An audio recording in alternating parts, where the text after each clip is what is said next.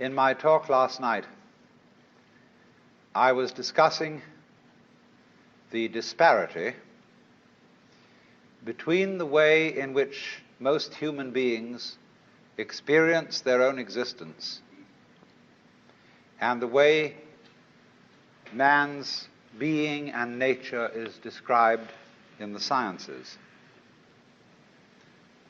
I was pointing out that in such sciences as ecology and biology, ecology, for example, describes and studies the relationship between all organisms and their environments. The way in which they describe human, animal, and insect behavior is in flat contradiction with the way in which most of us experience our thinking and our action and our existence. We have been brought up to experience ourselves as isolated centers of awareness and action, placed in a world that is not us, that is foreign, alien, other, which we confront. Whereas, in fact, the way an ecologist describes human behavior is as an action. What you do is what the whole universe is doing at the place you call here and now. You are something the whole universe is doing in the same way that a wave is something that the whole ocean is doing. This is not what you might call a fatalistic or deterministic idea. You see, you might be a fatalist if you think that you are a sort of puppet which life pushes around. You are separate from life, but life dominates you. That's fatalism. But in the point of view I'm expressing, the real you is not a puppet which life pushes around. The real deep down you is the whole universe. And it's doing your living organism and all its behavior. It's expressing it as a singer sings a song. We've been hoodwinked into the feeling that we exist only inside our skins. And I was showing last night that that is a hallucination. It's just as nutty as anybody could be, like a fruitcake, you know, who thinks he's Napoleon or something or other. Thinks he's a poached egg and goes around finding a piece of toast to sit on. It's just like that, a hallucination. And I was showing how we need to experience ourselves in such a way that we could say that our real body is not just what's inside the skin, but our whole total external environment. Because if we don't experience ourselves that way, we mistreat our environment. We treat it as an enemy. We try to beat it into submission. And if we do that, comes disaster. We exploit the world we live in. We don't treat it with love and gentleness and respect. We cut down millions of acres of forests to turn it into newspaper, of all things. Lovely trees turned into information about nothing. And we don't replace them properly. We kick the world around in revenge for feeling that really we are puppets which the world kicks around. So my main point last night was then that we need a new kind of consciousness in which every individual becomes aware that his real self is not just his conscious ego, you know, let's take a headlight of a car. The headlight shines on the road in front. The headlight does not shine on the wire which connects it with its own battery. So in a way, the headlight is unaware of how it shines. And in the same way, we are unaware of the sources of our consciousness. We don't know how we know. There was a young man who said, though, it seems that I know, what I would like to see is the eye that knows me when I know that I know that I know. And so we are ignorant of, we ignore, it doesn't come within the scope of our attention how it is that we manage to be conscious, how it is that we manage to grow our hair, to shape our bones, to beat our heart, and to secrete all the necessary fluids that we need from our glands. We do it, but we don't know how we do it. Because you see, underneath the superficial self, which pays attention to this and that, there is another self, more really us than I. And if you become aware of that unknown self, the more you become aware of it, the more you realize that it is inseparably connected with everything else that there is. That you are a function of this total galaxy, bounded by the Milky Way, and that furthermore this galaxy is a function of all other galaxies. And that vast thing that you see far off, far off, far off with telescopes, and you look and look and look, one day you're going to wake up and say, why, that's me. And in knowing that, you see that you never die. That you are the eternal thing that comes and goes, that appears now as John Jones, now as Mary Smith, now as Betty Brown, and so it goes forever and ever and ever. Now then, why I made this point as an introduction to what I want to say tonight is the problem of the relationship of man and nature. Do you know, in the history of philosophy, there are really three theories of nature. Incidentally, what do you mean when you use the word nature?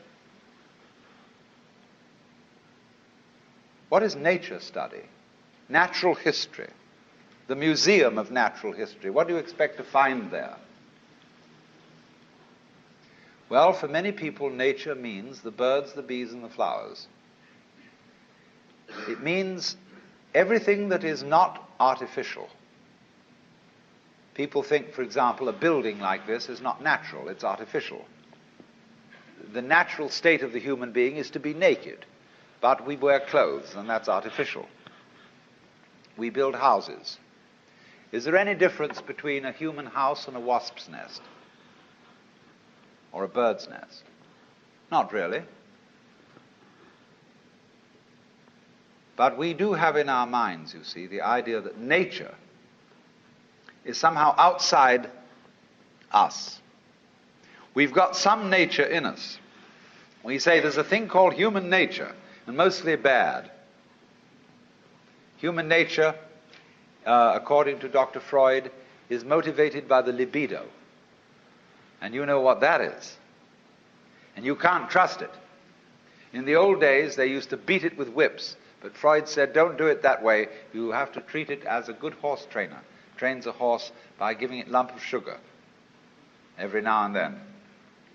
And get it controlled that way. Be kind to it. Respect it. Even though it's really very, very disrespectable. Well, now, there are, as I said, in the history of mankind, three theories of nature. The first theory is the Western theory, which is that nature is a machine or an artifact. We inherit this from the Hebrews, who believed that nature was made by God in somewhat the same way as a potter makes a pot out of clay, or a carpenter makes a table out of wood. It is not insignificant that Jesus is the son of the carpenter.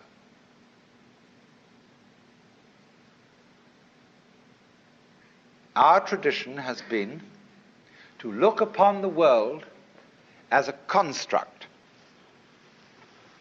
And somebody knows how it was put together. Somebody understands. And that is the constructor, the architect, the Lord God.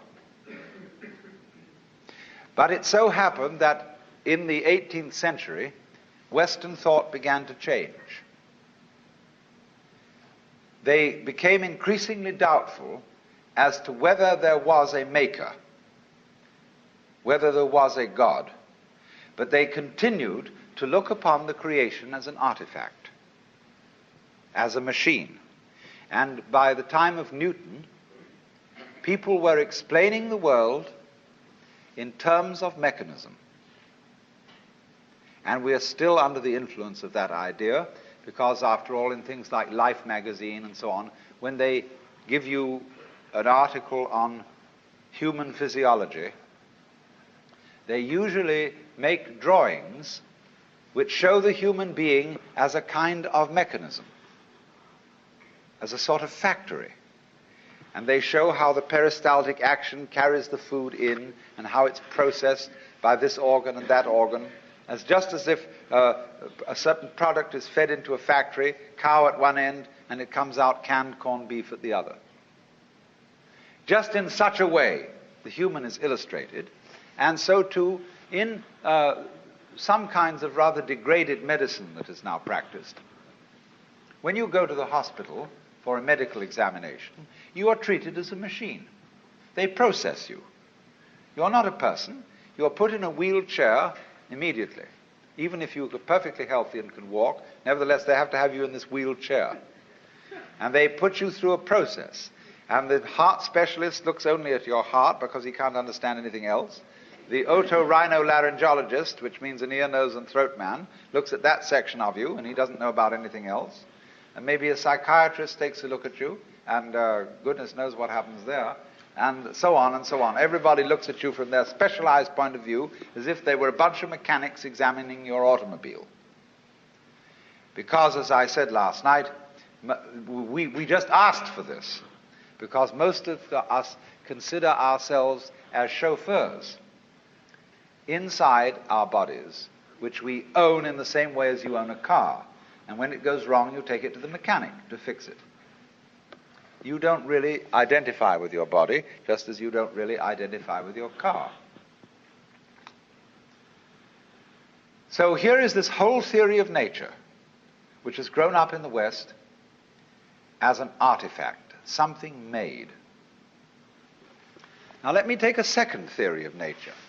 This is an Indian theory, East Indian. Nature not as an artifact, but as drama.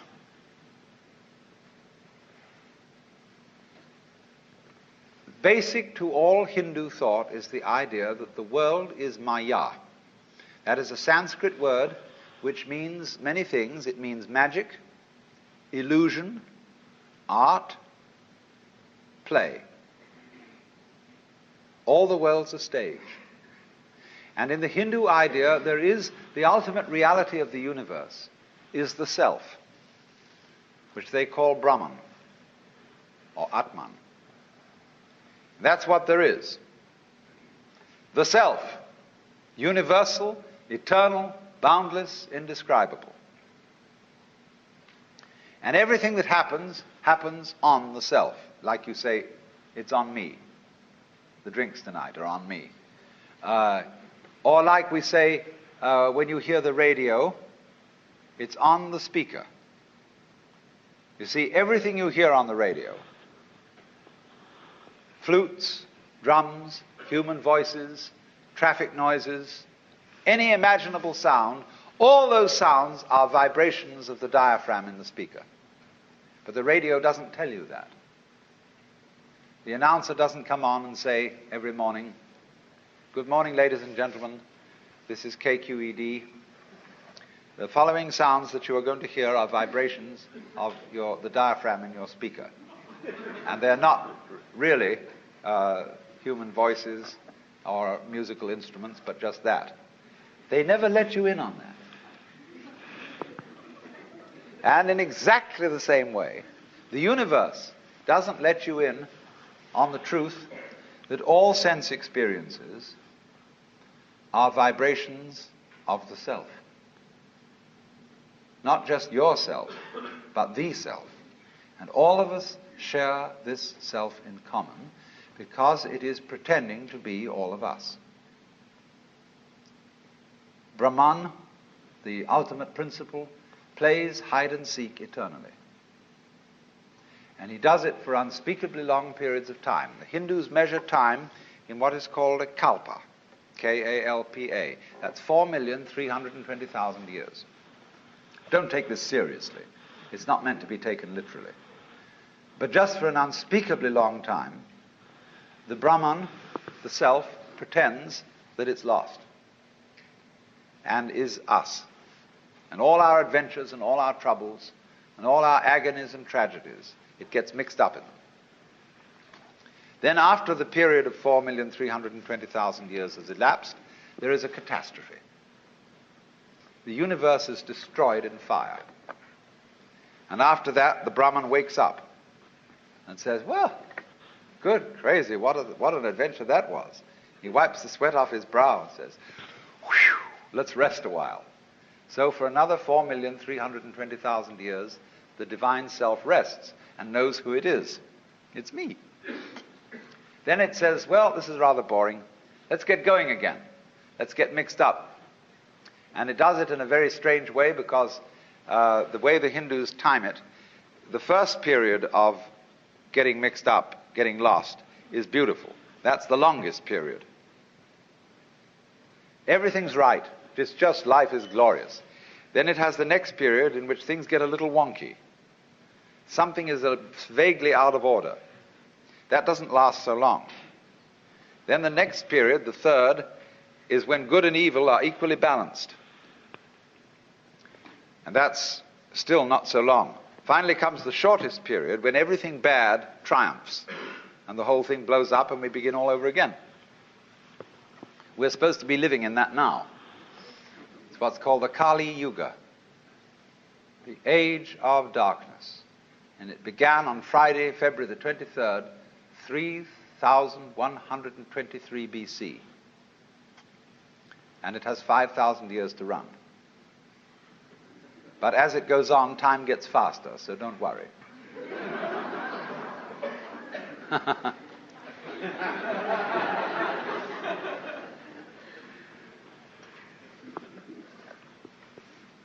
So you see, that's a theory of nature as a drama. It's a play. Now there's a third theory of nature, which is Chinese. And this is very interesting. The Chinese word for nature, they call Ziran. And this expression means of itself so. What happens of itself. Or we might say spontaneity. It almost means automatic, because automatic is what is self-moving. Only, we associate the word automatic with machinery. But Ziran, what is so of itself, is associated in the Chinese mind not with machinery, but with biology. Your hair grows by itself. You don't have to think how to grow it. Your heart beats by itself. You don't have to make up your mind how to beat it. That's what they mean by nature. The poem says, sitting quietly, doing nothing, spring comes and grass grows of itself. So their principle of nature is called a Tao, T-A-O, pronounced Dao in the Mandarin dialect, Tao in the Shanghai dialect, To in the Cantonese dialect. Take your choice. Tao, means the course of nature. And Lao Tzu, who was a philosopher who lived a little later than 400 BC, wrote a book about the Tao. And he said, the Tao which can be spoken is not the eternal Tao. You can't describe it. He said the principle of the Tao is spontaneity. He said the great Tao flows everywhere, both to the left and to the right. It loves and nourishes all things, but does not lord it over them. It accomplishes merits and lays no claim to them.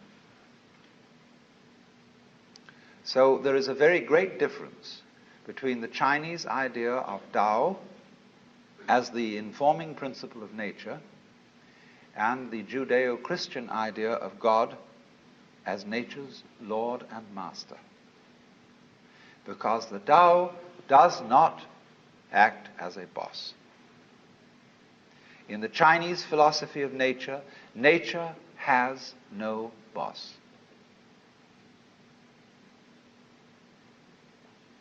There is no principle that forces things to behave the way they do. It is a completely democratic theory of nature.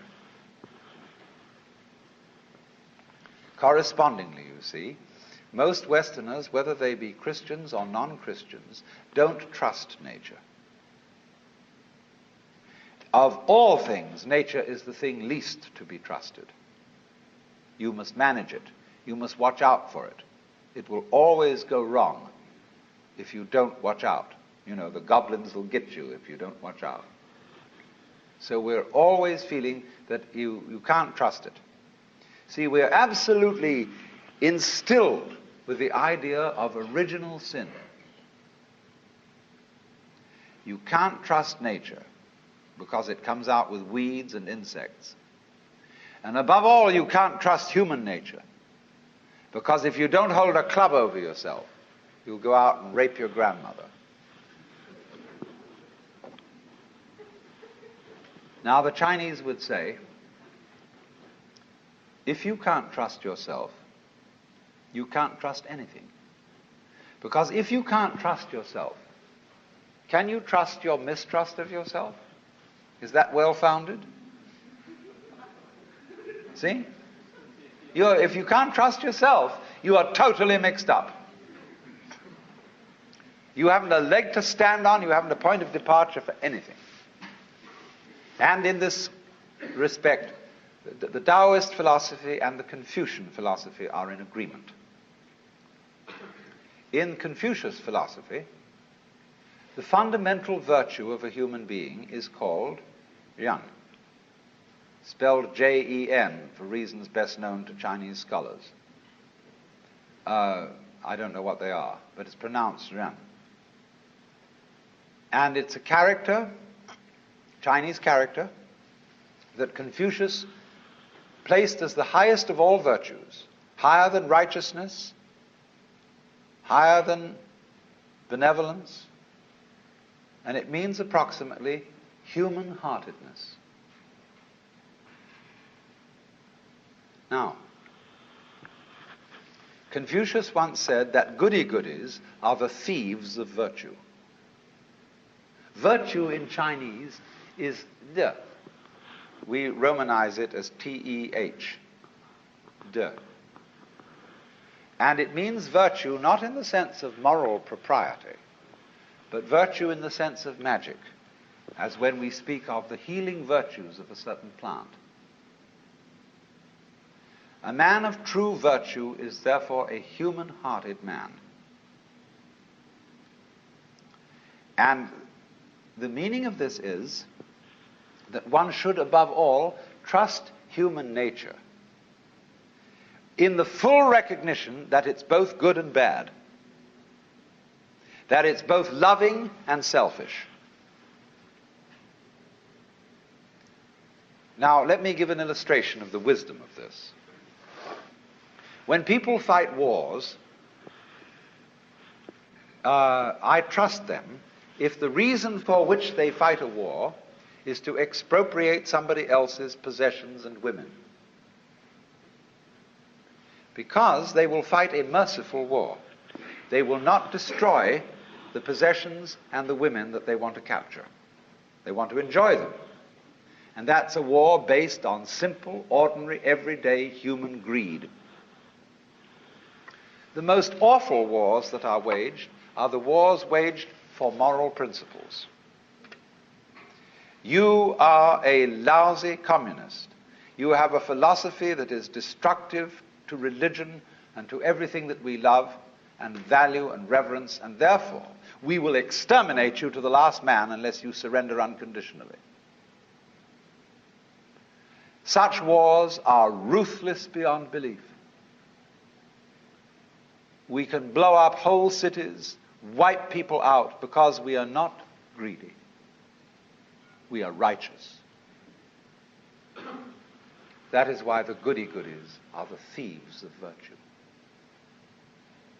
If you are going to do something evil, do it for a plain, honest, selfish motive. Don't do it in the name of God. Because if you do, it turns you into a monster who is no longer human. A sadist, a pure destroyer. So an inflexibly righteous person is not human. And that is why, in Chinese ideas of justice, a good judge is not somebody who abides by the book.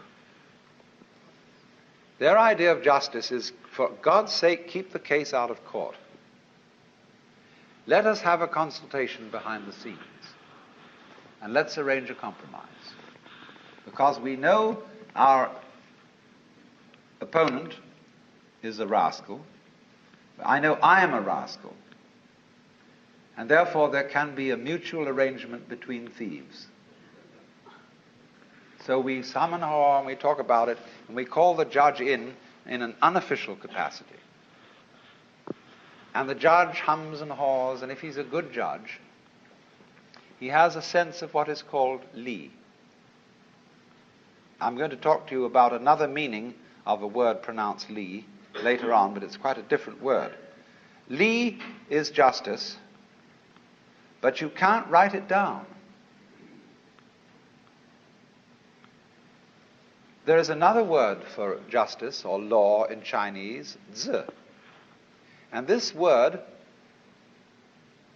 represents, in its Chinese character form, a cauldron for cooking sacrifices and a knife. In the high and far off times of Chinese history, there was an emperor who, when the people brought their sacrifices of meat and so on to be put in the cauldrons, he also scratched with a knife on the side of the cauldrons the laws of the state, so that all the people could read them and understand what they were. But the sages who advised this emperor said that was a very bad thing to do, because the moment people see the law written down, they develop a litigious spirit. That is to say, they think out ways of wangling around it. And that's what we do all the time, don't we? The moment Congress passes a law, tax law especially, all the lawyers get together and they think they fill it full of holes. They say, well, it didn't define this and it didn't say that. And some of those Confucians wanted to put the language in order and to make all the words mean just so.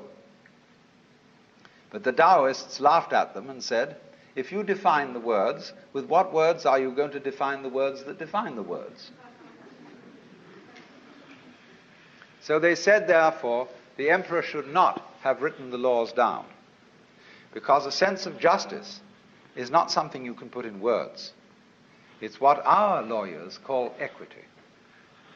And you talk to any lawyer, and he, in discussing various judges around town, he will say, well, Judge so-and-so is pretty much a stickler for the letter of the law. But on the other hand, Judge so-and-so has a sense of equity. He knows when the law, the letter of the law, just doesn't apply to this particular case. And he just has an innate sense of fair play. That's the man to be trusted as a judge. So this is what the Chinese mean by a judge who has the sense of Li, of real justice. It can't be written down, it can't be explained, because every case is individual. But what such a man has fundamentally in his heart, he trusts the good and bad of human nature. Human beings are complex. We don't know ourselves at all, really. Consider your nervous system. Neurologists haven't even begun to figure it out. And yet all your conscious decisions are based on this thing that you don't understand. You're unbelievably more wise in your nature than you ever will be in your conscious thoughts. Because behind your conscious thoughts lies your nervous system. And if you say, well, my nervous system is unreliable, it is just a bunch of strange, weird biological chances that have got mixed up somehow, then this very opinion that you're expressing, you see, is a function of that nervous system. So you're saying that you are a total hoax. You can't trust yourself at all. So that is a set of game rules that don't lead anywhere. It's totally self-frustrating. So you see, what the Chinese have developed here is a theory of nature. I said there are three theories. The Western mechanical theory, nature as an artifact, the Hindu dramatic theory, and the Chinese organic theory.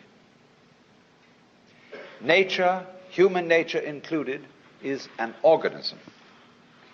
And an organism is a system of orderly anarchy. There is no boss in it, but it gets along by being left alone and being allowed to do its stuff. That's what the Chinese Taoist philosophy calls Wu Wei, which means not doing nothing, but not interfering with the course of events, not acting against the grain. Now, this is the time to introduce the second word, Li, in Chinese. The first Li meant justice. The second Li is a character which had the original meaning of the markings in jade, the grain in wood, and the fiber in muscle. And it's usually translated reason or the principle of things. These are not very good translations. The best translation of Li is organic pattern. Now look here. When you look at the clouds, they aren't symmetrical. They don't form fours. They don't come along in cubes. But you know at once that they're not a mess. A dirty old ashtray full of junk may be a mess, but clouds don't look like that. When you look at the patterns of foam on water, they never make an artistic mistake.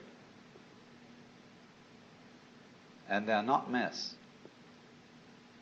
They are wiggly, but in a way orderly, and it's difficult for us to describe that kind of order. Now take a look at yourselves. You're all wiggly. We think, we're pretty ordinary because there are a lot of us that look approximately the same. So when we see a human being, we think, well, that's pretty much in order and kind of regular and it's okay. But we don't realize how wiggly we are. We're just like clouds, rocks, and stars. Look at the way the stars are arranged. Do you criticize the way the stars are arranged? Would you like them to form fours? Would you like them to be sort of set out like needlepoint on the canvas of the skies? There was somebody in the 18th century, in the days when they built formal gardens of clipped hedges and made all the tulips stand together like soldiers, who criticized the stars for being irregularly arranged. But today, we don't feel that way. We love the way the stars are scattered. and they never make a mistake in their arrangement. What about mountain ranges? Do you criticize the valleys for being low and praise the peaks for being high? You just say it's great, it's the way it is.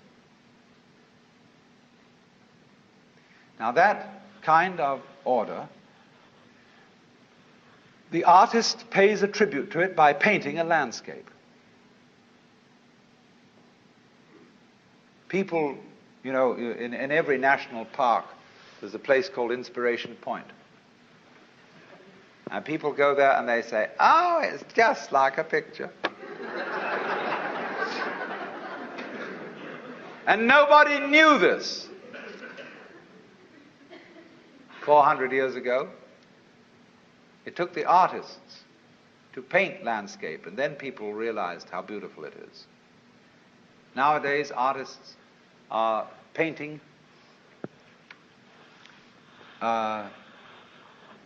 pictures of damp, stained walls and floors where people have dropped a lot of paint. And one day people will walk into a room where there's a lot of paint been scattered on the floor and a general thing, and they'll say, my goodness, it's just like a Jackson Pollock. Oh, ain't it just like a picture? See? It always takes the artist to show us the vision. But of course, in the meantime, it is difficult. You go to an exhibition of contemporary non-objective painting, and a kind of square fellow walks in there and he says, that's not what I call a picture. Because it's against his prejudices. But I say to people now, excuse me, wait a minute. Take a look at that again. I'm going to tell you something. That painting is a colored photograph of guess what? And he looks at it in astonishment and entirely new eyes. What could that be a photograph of? And he begins to see it might be a photograph through a microscope of globules, of germs floating in liquid. It might be anything, but there it is. It suddenly comes at him. Goodness knows whether that was what the artist intended, but that's a method of giving people a shock, of seeing things in a new way.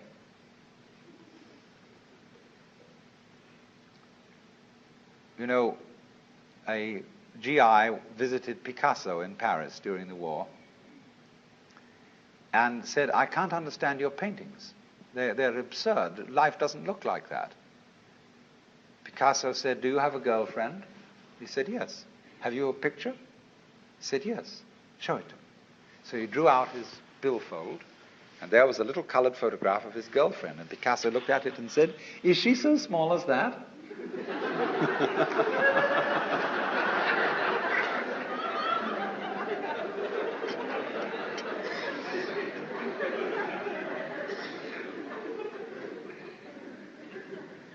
Now then, the idea of Li, the idea of natural order, is like this patterns on foam, patterns in jade, the shapes of the clouds, the shapes of trees and mountains. They are orderly, but we cannot put our finger on the order. We know it's orderly, but we don't know why. And we know it's completely different from a mess. The order of nature is in that way then indefinable. When St. Augustine was asked what is time, he said, I know what it is, but when you ask me, I don't. And so in the same way, the Chinese would say, we know what the order of nature is, but if you ask us, we don't. The poet says, picking chrysanthemums along the eastern fence, gazing in silence at the southern hills, the birds fly home through the soft mountain air of dusk. In all these things there is a deep meaning, but when we are about to express it, we suddenly forget the words. That's Li. Nature as a self-ordering principle, but it doesn't really know how it does it. Another poem says, if you want to know where the flowers come from, even the god of spring doesn't know.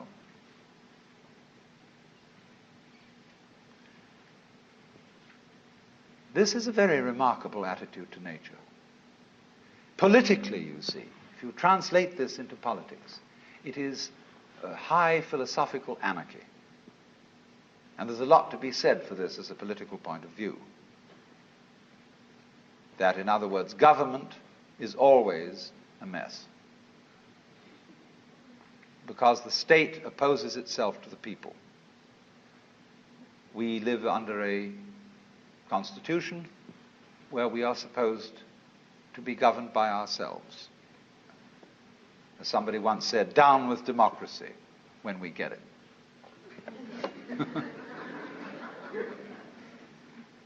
Because the government always creates itself as a business in competition with all the other businesses. And it wins, because it's the biggest one of the bunch. The Taoists said of the state that it should be as anonymous and as unobtrusive as possible. That is to say that the emperor, instead of going around in processions and being heralded and flags waved, should be as unobtrusive as the head of the sanitation department. You know, he's a man, just a guy who goes around in a plain ordinary suit and really attends to his job. And the head of the sanitation of the city of Dallas goes around. You don't have a police escort and sirens blowing and flags waving. He simply does his job. And the feeling of Lao Tzu is that the president or the emperor should have the same kind of attitude. That he should simply help the people and retire and not claim any merits for it. Always withdraw himself. Always be behind the scenes. Not striving for power, but simply to help things along. Govern a great state, he said, as you would cook a small fish. Now, you know, when you've got a small fish in the frying pan, don't keep tossing it around and fidgeting with the spatula. Otherwise, it'll fall apart. Do it gently. Softly, softly, catchy monkey.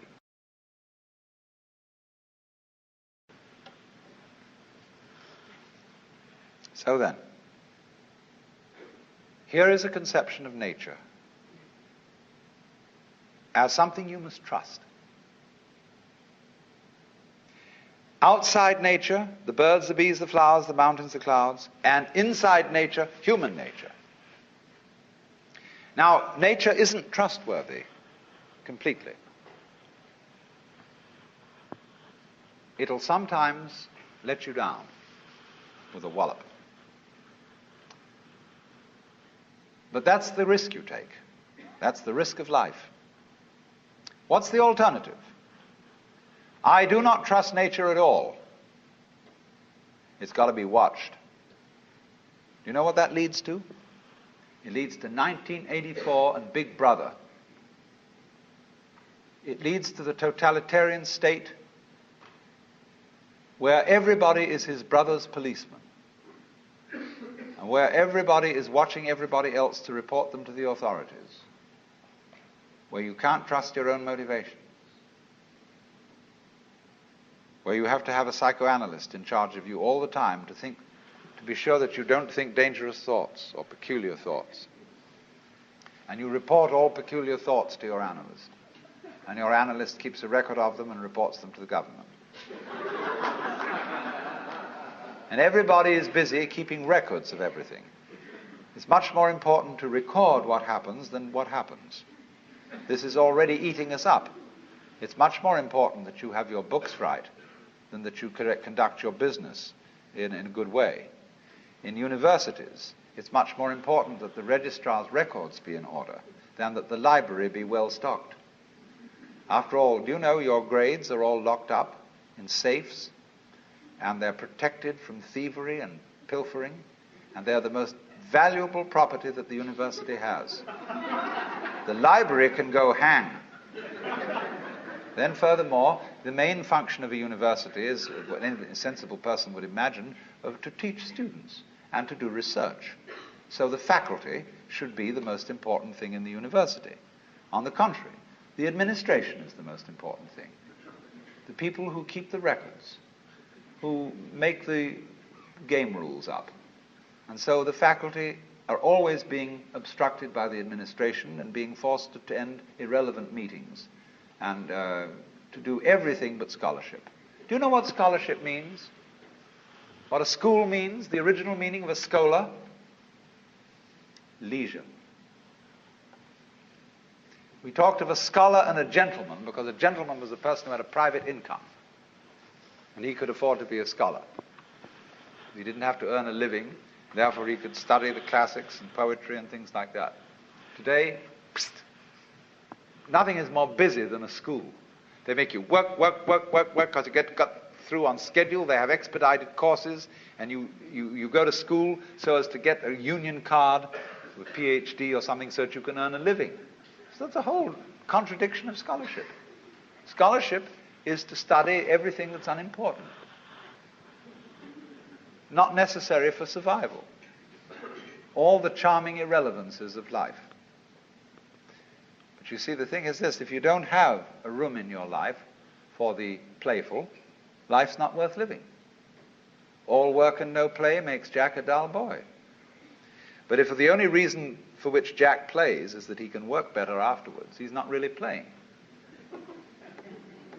He's playing because it's good for him. He's not playing at all. You have to be able to be a true scholar. You have to cultivate an attitude to life where you're not trying to get anything out of it. You pick up a pebble on the beach, look at it. It's beautiful. Don't try and get a sermon out of it. Sermons in stones and God in everything be damned. Just enjoy it.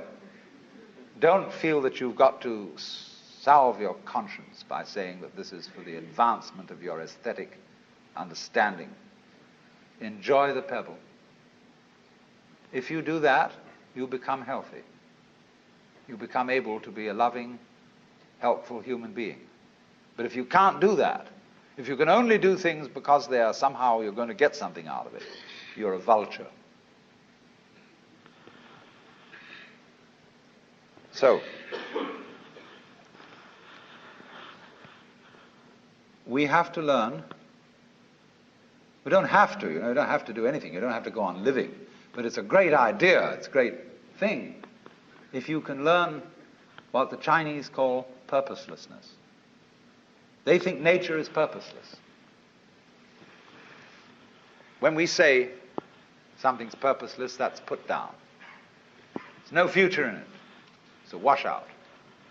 But when they hear the word purposeless, they think that's just great. It's like the waves washing against the shore, going on and on and on forever with no meaning. A great Zen master said, as his death poem, just before he died, "From the bathtub to the bathtub, I have uttered stuff and nonsense." The bathtub in which the baby is washed at birth, the bathtub in which the corpse is washed before burial, all this time I have said many nonsenses. Like the birds in the trees go, twee, twee, twee, twee, twee. What's it all about? Everybody tries to say, it's a mating call. It's purposeful. Trying to get their mate, attract them with a song. That's why they have colors. Butterflies have eyes on them. Self-protection. Engineering view of the universe. Why do that? They say, well, it's because they need to survive. Well, why survive? What's that for? Well, to survive. See, human beings are really a lot of tubes. And all living creatures are just tubes. And these tubes have to put things in at one end and let it out at the other. Then they get clever about it and they develop nerve ganglia on one end of the tube, the eating end, called a head. And it's got eyes in it, it's got ears in it, it's got little organs, antennae and things like this. And that helps you to find things to put in one end so that you can let them out the other. Well, while you're doing this, you see the stuff going through wears the tube out. And so, that the show can go on, the tubes have complicated ways of making other tubes who will go on doing the same thing. In at one end, out the other. And they say, well, that's terribly serious. That's awfully important. We've got to keep on doing this.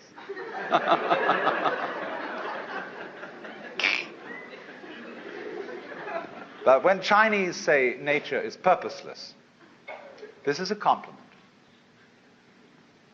It's like the idea of the Japanese have a word, yugen, and they describe yugen as watching wild geese fly and be hidden in the clouds, as watching a ship vanish behind a distant island, as wandering on and on in a great forest with no thought of return. Haven't you done this? Haven't you gone on a walk with no particular purpose in mind? Carry a stick with you and you occasionally hit at old stumps and wander along and sometimes twiddle your thumbs.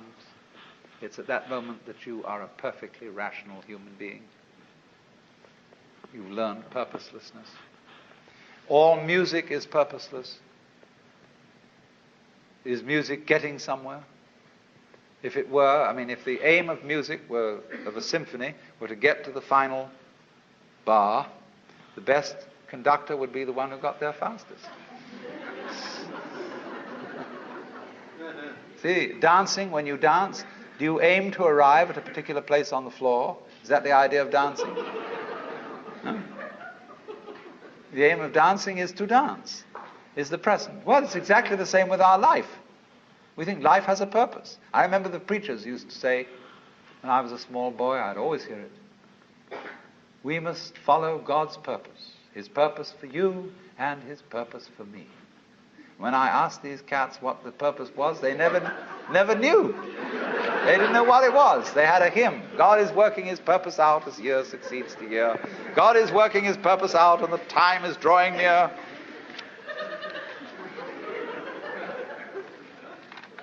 The time when the earth shall be full of the glory of God as the waters cover the sea. What's the glory of God? Well, they weren't quite sure. I'll tell you what it is. In heaven, all those angels are gathered round the glory of God. That is to say, the which than which there is no whicher. Catholics call it the beatific vision, the Jews call it the Shekinah. And there are all those angels. And they're standing around it and they're saying, Alleluia, Alleluia, Alleluia, Alleluia. It means nothing. They're just having a ball. See, that's what happened in the beginning. When God created the universe, it was created like all stars, all planets, all galaxies. They're vaguely spherical. He created this and He said, have a ball.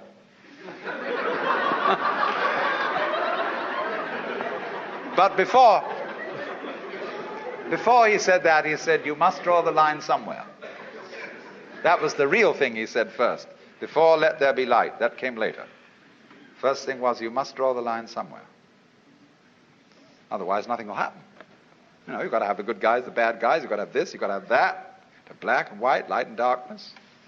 Must draw the line somewhere. Now, here's the choice then. Are you going to trust it or not? If you do trust it, you may get let down. And this it is yourself, your own nature, and all nature around you. There are going to be mistakes. But if you don't trust it at all, you're going to strangle yourself. You're going to fence yourself round with rules and regulations and laws and prescriptions and policemen and guards, and who's going to guard the guards, and who's going to look after Big Brother to be sure that he doesn't do something stupid. No go. Supposing I get annoyed with somebody in the audience, and I'm going to throw this ashtray at them. But I don't want to hit my friend sitting next to that person. I want to be absolutely sure this ashtray hits that individual. And so I don't trust myself to throw it. I have to carry it along and be sure I hit that person on the head. See, I don't throw it. because I can't let go of it. To throw it, I must let go of it.